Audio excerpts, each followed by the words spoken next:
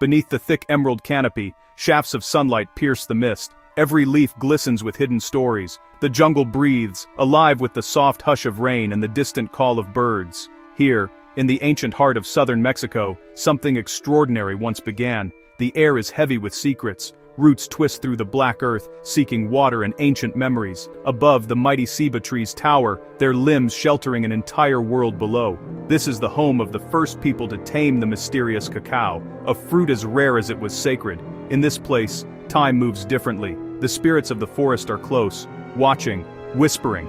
Every breath, every step is filled with reverence. For the Olmec, these jungles were not just home, they were a living temple, where the boundary between the earthly and the divine was thin as mist. Deep within this green labyrinth, the story of chocolate begins. It is a tale woven from ritual, nature, and the unending search for connection with forces beyond our understanding. If you're fascinated by the hidden histories and sacred origins of the world's favorite treats, make sure to subscribe to our channel for more captivating journeys into the past. Cacao did not yield its secrets easily. Its pods, golden and rough, hid bitter seeds inside sticky pulp. The Olmec watched, learned, and listened to the forest. Through patient trial, they discovered a way to transform these seeds into a drink fit for gods. By firelight, they would roast the beans, their aroma rising with the smoke. They ground the seeds between stones, mixing the powder with water, spices, and perhaps a touch of chili. No sugar, no milk, only the pure, dark bitterness of cacao, a flavor that shocked the tongue and stirred the soul. This was more than nourishment. To the Olmec, cacao was divine essence. The drink was consumed in sacred rites, a bridge to ancestors and gods. Cacao became a symbol of birth, death, and renewal. To sip from the sacred cup was to taste the heart of the earth.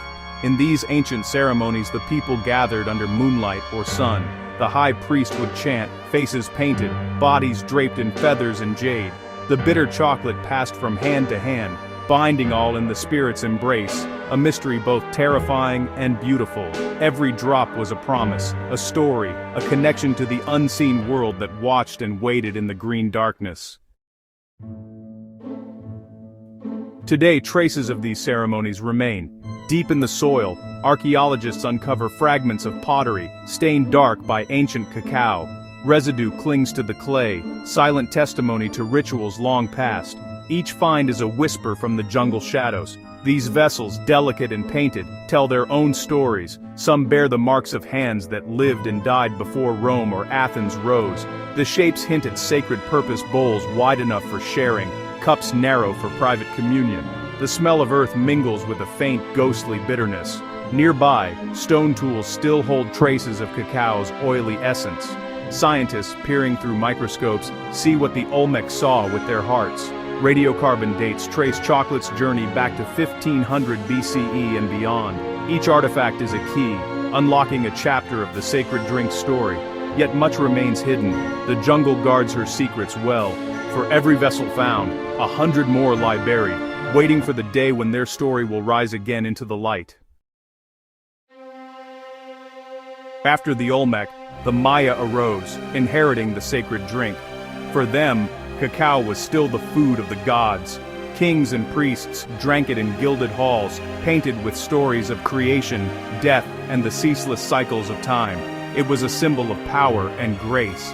The Maya called it Cacao. They believed the gods themselves gifted cacao to humanity. In their myths, the first people were formed from maize and nourished by chocolate. The drink was poured at weddings, funerals, and festivals. It flowed through every ritual, both sacred and royal. Then came the Aztec, fierce and mighty. They called chocolate zocolotl, bitter water. To them, it was both luxury and currency. Cacao beans were counted like gold, traded for goods and favors. Warriors and nobles drank it, whipped to a foam, mixed with chili, honey, and fragrant flowers. For both Maya and Aztec, chocolate was never just a drink. It was a sign of status, a gift from the gods, and a weapon of the spirit. In every cup, the ancient jungle lived on. Then, the world changed forever. In 1519, Spanish conquistadors landed on the shores of Mesoamerica. They came thirsty for gold, glory, and power. But what they found was something stranger, a cup of dark, foaming chocolate, offered by Moctezuma himself. To the Europeans, the drink was a puzzle, bitter, thick, and alien. Some retched, some wondered, but soon they saw its power. They saw how kings and priests prized it above all else, and so chocolate began its journey across the sea. On Spanish galleons, cacao beans sailed to Europe.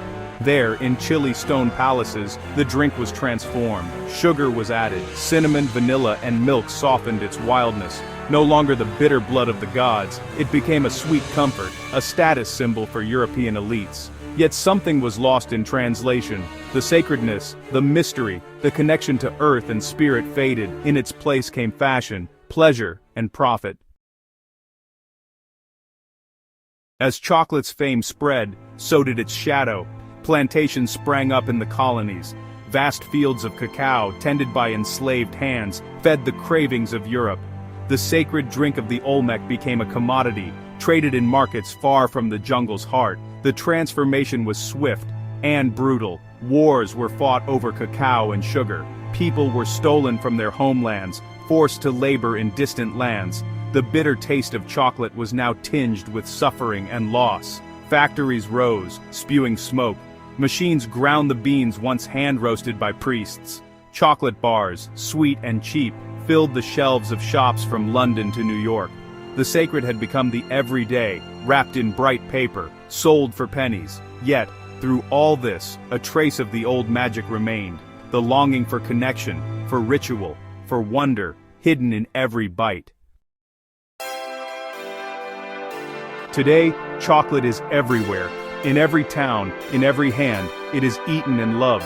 From high temples to humble homes, its journey has circled the globe. Children unwrap its mysteries every morning. Lovers share it in whispers at night. No longer reserved for kings or gods, chocolate has become the people's delight. We mold it into endless shapes, eggs, hearts, coins. We drink it hot and cold, sweet and dark, spiced and plain. Its power to comfort, to excite, to unite, remains undiminished. Yet the story is not only sweet. The world's hunger for chocolate drives forests to fall, rivers to run dry. Still today, hands toil in distant fields, picking cacao pods beneath relentless suns. The echoes of ancient rituals, both sacred and profane, linger in every bar. But in each taste, the memory of the jungle endures. The spirit of the Olmec, the Maya, the Aztec, still alive in the world's obsession. How strange, how wondrous, that a sacred drink from the heart of the jungle has become a global passion. 3,000 years ago, the Olmec whispered prayers over bitter cups beneath towering trees. Today, we raise chocolate to our lips without a thought, lost in the rush of daily life. Yet the story is not forgotten.